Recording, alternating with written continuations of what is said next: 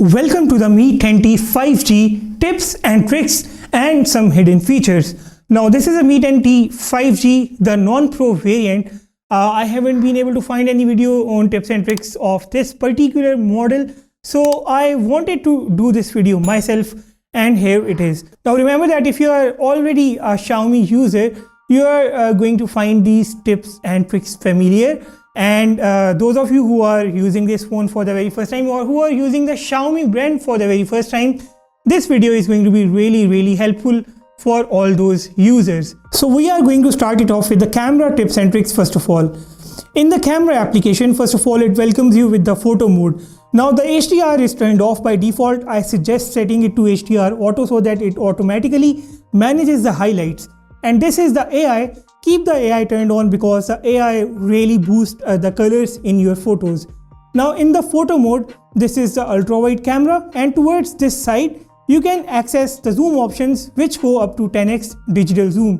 Here in the options you can find the macro images. If you want to capture the subjects really close to the camera, the macro mode will let you do so. Now here are the camera frames. If you want to capture a story for Instagram, you can switch the frame to full, or 9:16 is the preferred mode for the Instagram stories. And now here you have the timer and some other options are there as well.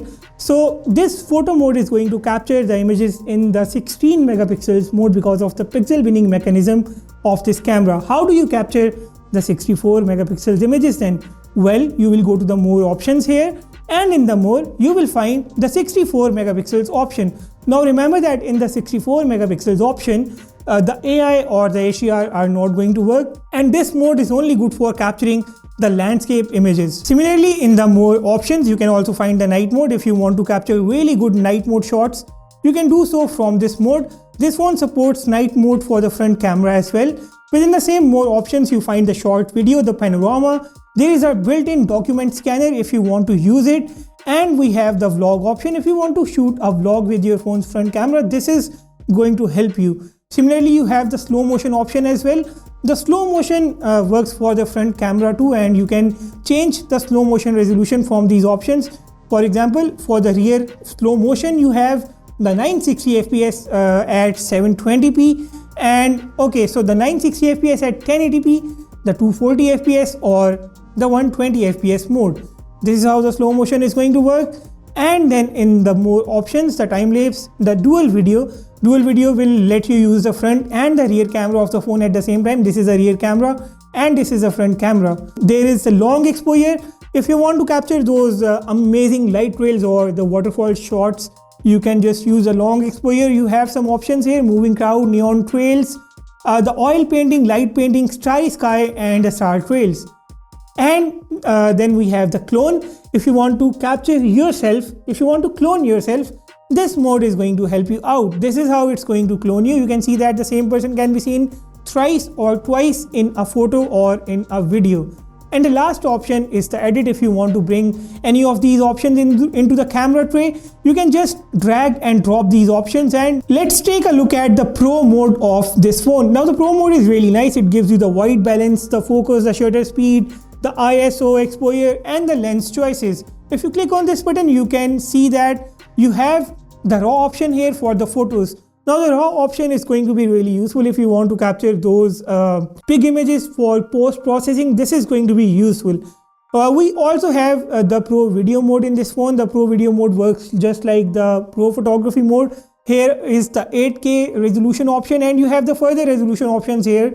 4K at 60 fps is the highest. If you go to the video mode, you can still see the 8K mode here. 8K works at 24 frames per second or at 30 frames per second. When not using the 8K mode, you can access other modes: 1080p 30, 1080p 60, 4K 30 and 4K 60. One of the very useful features that I have found on this phone is the quick video recording feature.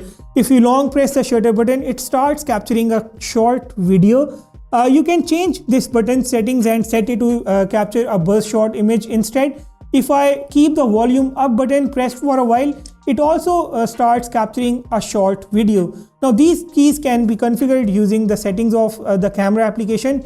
If you just go to the settings here, you can see that you have these volume button functions, and then press and hold the shutter button. Other options are here. You can also use a customized watermark on this phone. and these settings are pretty much self-explanatory. Okay, now let me show you how you can capture a screenshot on this phone. To capture a screenshot, you will just press the power button and the volume down button at the same time to capture a screenshot. If the page is scrollable, the scrolling screenshot option will pop up and you will be able to take a scrolling screenshot. You can also swipe down 3 fingers like this to capture a screenshot on the phone. I think this gesture is turned off. Right now you can turn it on from the settings. The screenshot also reminds me of the screen recorder. If you pull down the notifications panel, you can access the screen recorder here.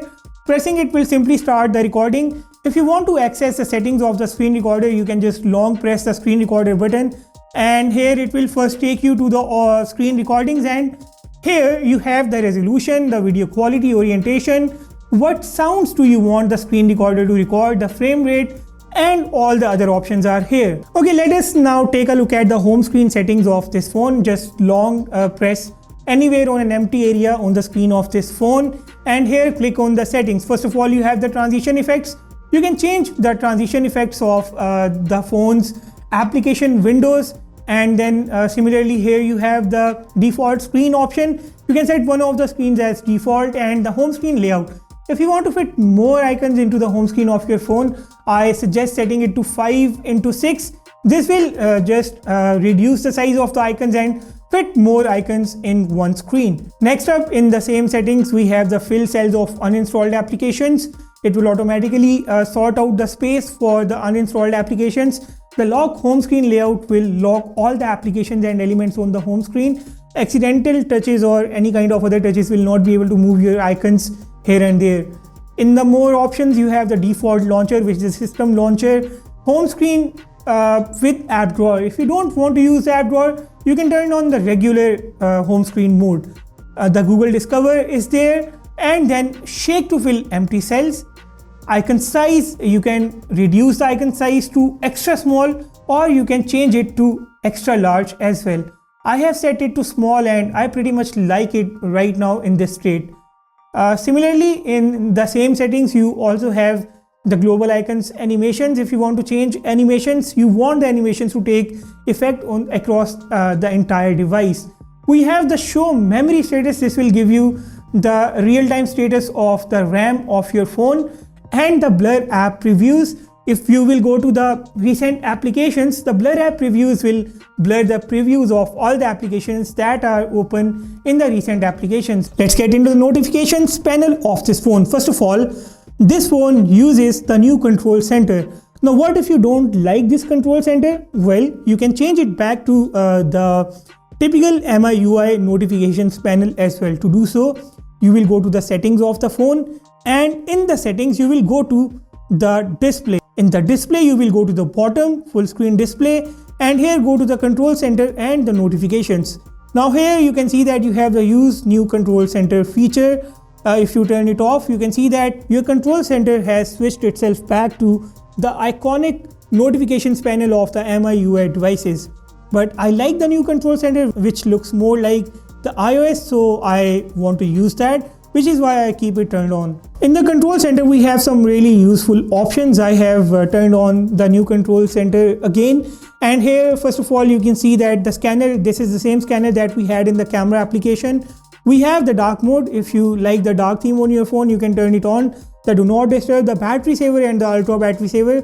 The cast feature, you can now cast the screen of your Mi 10T 5G directly on another external display. The Mi Share will let you share bigger files between two Xiaomi devices on the go. The floating window basically allows you to switch any open window in a floating window. For example, I have the Chrome open here, and if I pull it down and I click on the floating window, it switches the Chrome to the floating window, and I can just access it and turn it back off. Let us now get into the settings of the Mi 10T 5G. In the settings, first of all, you can see the lock screen options. In the lock screen options, first of all, you can change the sleep time of the phone. It is set to 30 seconds on my phone, and I am fine with it. The raise to wake, if you want the phone to wake up when you raise it, you can turn it on. Double tap to wake the screen on or off. You will just double tap the screen and it will wake up or it will sleep. Wake lock screen for the notifications, and the launch camera. Double press the volume down button to open the camera when the screen is locked, and here we go. you can see that it will now launch the camera by just double pressing the screen when the screen is locked. In the same lock screen options, we have the password and security. I suggest turning on the face unlock. Just in case your hands are busy, you can use the face unlock to unlock your phone. In these settings, we have the privacy options too. In the privacy options, I suggest turning off the show password option so that it does not show the passwords when you type them on the screen of your phone. Here in the passwords and security, you have the second space as well. If you want to create another instance of your phone within your phone, you can just turn on the second space and set it up along with your privacy protection and all the other security features that you want on your phone. It can be protected by fingerprint scanner or the Face ID unlock on your phone. Next up, we have the display settings. In the display settings of the phone, first of all, we will take a look at the color scheme. If you want to change the color tone of the display, you can change it to whatever you want from these settings. Next up, we have the refresh rate. This phone supports 144 Hz refresh rate. Now the refresh rate is a player in the battery consumption of your phone. If the refresh rate is so high, it is going to reduce the battery of your phone within the blink of an eye. So if you are concerned about the battery, I suggest keeping it to 60 Hz or 90 Hz because 144 Hz is too high and this is an LCD display. So the choice is yours. How do you want the display to look like? How do you want the animations on the display? Whatever you want, you can do so from these refresh rate settings inside the display settings of the phone. Next up, we have the text size. If you want to reduce the size of the text, you can change it from these display settings as well. We also have the control center and the notification shade. I just showed you how you can change the notifications panel's look. You can use the new control center or stick to the old center. Here we have the hide notch. If you want to hide the notch, you can just hide it from here, or if you want to hide the notch in certain or individual applications, you can do so from here. We have the show connection speed option. If you want to show the connection speed in the notifications or the status bar of your phone, you can turn it on from here.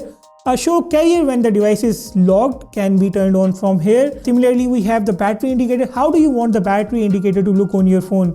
You either want the battery percentage next to the indicator, or you want the battery percentage inside the indicator, or you don't want the battery percentage in the battery indicator at all.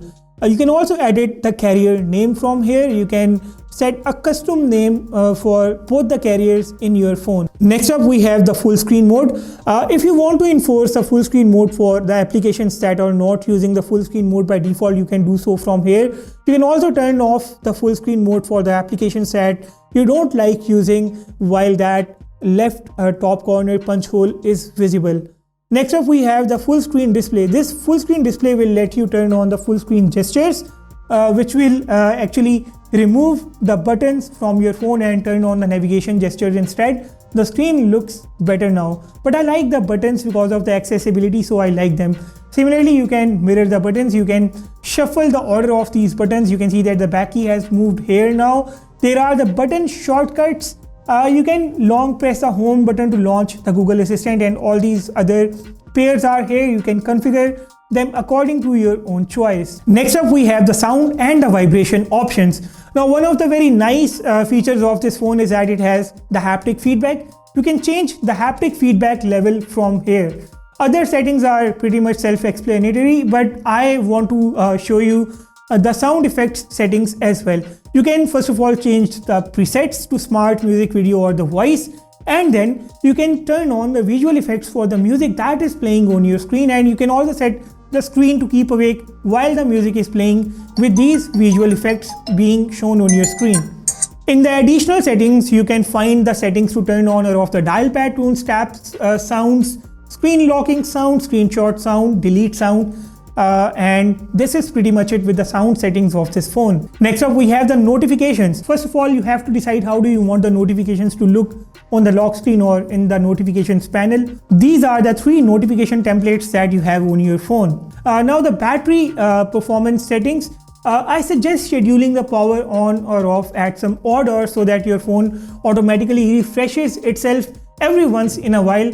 It is going to be really good for the health of your phone and overall processing of everything on the phone. Here in the same settings, you can also find the battery saver and the ultra battery saver.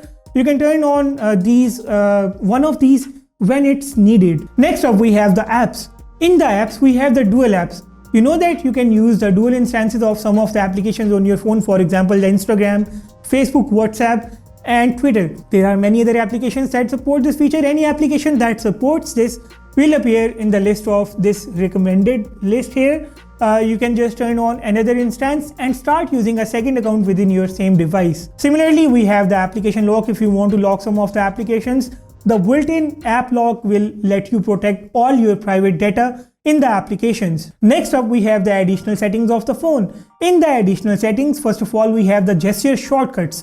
You can set up the gesture shortcuts to perform certain actions on your phone. As I told you first of all that the slide 3 fingers was turned off for the phone. You can just set up one of these to take a screenshot on your phone. See the knuckle double tap to take a screenshot, or just slide 3 fingers down to take a screenshot. Then the partial screenshot, it will let you draw a circle on the screen and capture a partial screenshot of a partial area as it explained itself. Similarly, we have the launch camera. Double press the volume button or the double press volume down button when the screen is powered down. I have already showed you how it works. Turn on the torch, and some other shortcuts are here. In the same additional settings, we have the notification light. This phone has a tiny notification LED, and you can set it to light up when charging or blink light when a notification arrives on the phone. The quick ball will let you control the phone using a quick ball that appears on the screen somewhere. One-handed mode is pretty much useful when your hands are busy and you want to control the phone with one hand. The phone has a built-in clear speaker feature. It will let you clear the speaker in 30 seconds to finish all the distortion in the sound output of your phone. Beautify for video calls. It will apply some sort of filter to beautify your face while you are in a video call. In the accessibility, you have some other useful features. And the developer options. The developer options are turned on by tapping the MIUI version for about 7 times in the About Phone section of your phone. And using the developer options, you can enable the USB debugging, or you can just turn off the OEM unlocking and do many other advanced things. Next up are the special features of this phone. First of all, we have the Game Turbo. The Game Turbo shows you the real-time frame rate or the real-time stats of how a game is performing on your phone. It also boosts up the gameplay on your phone. The video toolbox appears when a video is being played. You can edit a video on the go using the video toolbox of your phone. Let me show you how the video toolbox works on your phone. I am now going to play a video on the phone. For example, I can play this video, and here is our video toolbox. You can see that we have record, screenshot, cast, auto refresh. We can change the style, sound, or do anything else using the video toolbox of the Mi 10T 5G. Similarly, we have the floating window. I have already explained that. We have the second space. I have already explained that too. The light mode will make the icons bigger, large text, and less visual clutter on the screen. This is preferred if you want to have the maximum ease while viewing the phone. And that is pretty much it, guys. That's all with the Mi 10T 5G tips and tricks and some of the hidden features of this phone. I hope you guys liked this video. I hope this video is going to make the usage of your phone better. If you have any questions regarding this phone, please make sure that you drop them in the comments below. And also, if you think that you have discovered something about this phone that others need to know, you can drop that in the comments as well. Make sure that you have hit the subscribe button, and if you found this video good enough, please drop a like as well. With that said, I will sign off and see you all in the next one.